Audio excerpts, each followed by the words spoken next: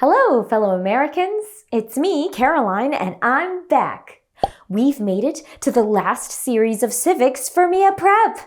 How does it feel? Bittersweet? Maybe just sweet? Well, we hope not. We hope that your eyes and ears have been opened in many ways throughout this course.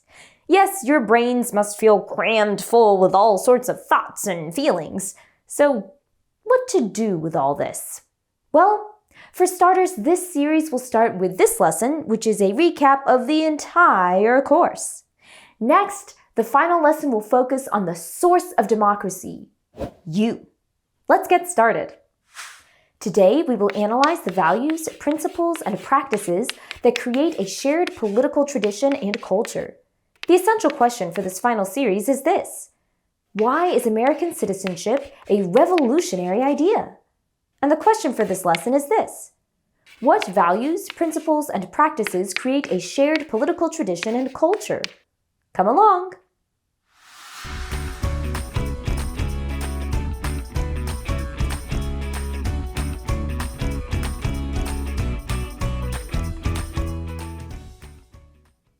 Here we are, students!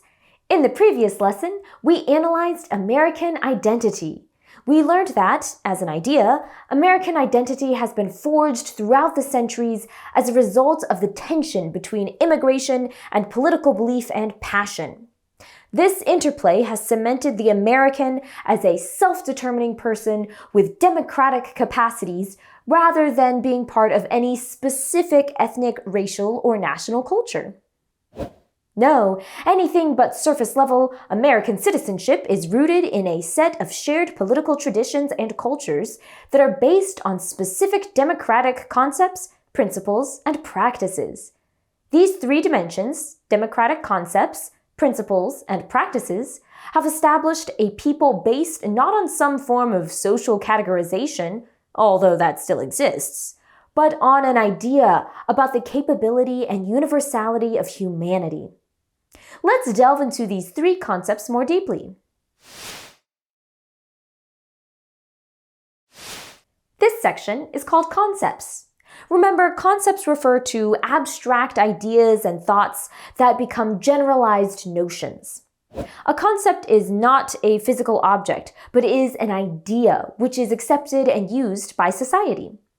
Democratic traditions and cultures require a shared set of concepts. Our democracy has the key concepts of justice, equality, and liberty.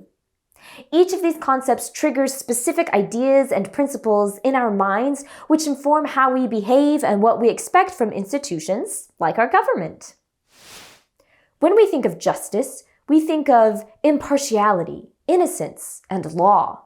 When we think of equality, we think of opportunity, property, and access to society. And when we think of liberty, we are reminded of our rights, such as free speech and privacy, but we're also reminded of our ability to act responsibly and publicly. Our concepts inform our principles, and our principles will ultimately guide our practices. So let's discuss our principles next. But before we do, it's time for a Show What You Know. First, please define the word concept. Next, please provide some examples of American political concepts.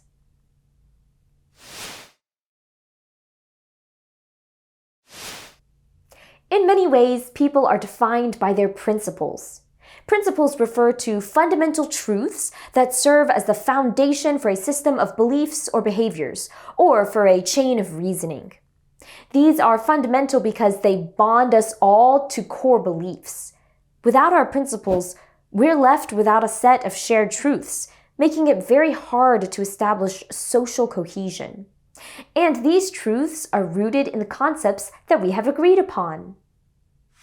For example, justice creates the principle of innocence until proven guilty, or justice is blind. Equality creates the principle that all are created equal and are therefore entitled to the privileges and immunities afforded any other American citizen.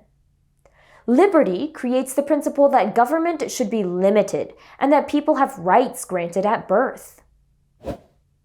So, as we can see, these principles expand on our basic concepts and are designed to create a social contract and, in the end, an orderly society. This contract is made up of a set of principles refined into a number of practices and procedures. What might these practices be? Let's discuss. It's that time again. Time to show what you know.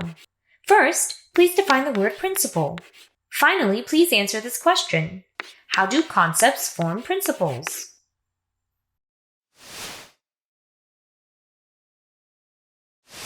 The Constitution establishes a set of practices based upon our core principles. These practices create procedures that the government must follow. These practices are primarily based on the Constitution and the rights established in the Bill of Rights. All of these principles have led to strict legal procedures within our court systems that are designed to uphold these same principles. Procedures like search warrants, jury trials by peers, and appellate processes. Another one of our principles, the principle of having a limited government, creates governmental structures in which powers are separated into different branches of government. Legislative practices, executive vetoes, and judicial review are all practices based on the principle of checks and balances, which reinforces the concept of liberty.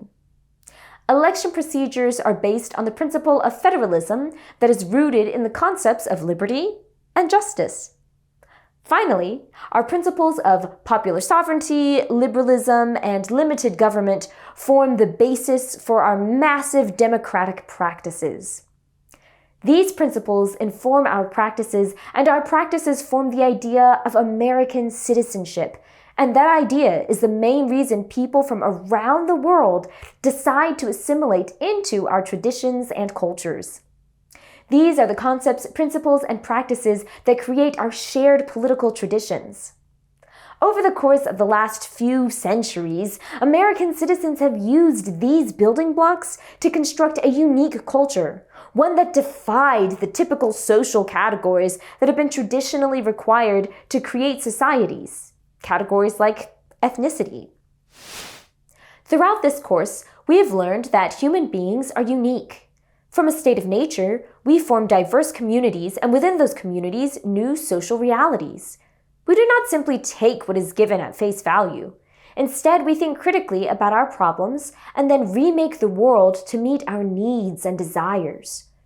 Over hundreds of thousands of years, we experienced the problems of brutality and war, of famine and drought, and of subjugation and slavery. And after reflecting on these problems, we formed solutions like the social contract and the concepts of private property and self-government. But the struggle to fix these problems continues. Today, we learned that concepts are ideas that become generalized. Concepts form the basis of our democratic principles. These principles, in turn, inform our democratic practices. Together, these create the ideas behind American citizenship, which form the foundation of our traditions and culture. And that's it for us today. We hope you've enjoyed this lesson. This is the second to last time we're going to say it, but you should always remember to vote, debate, and participate.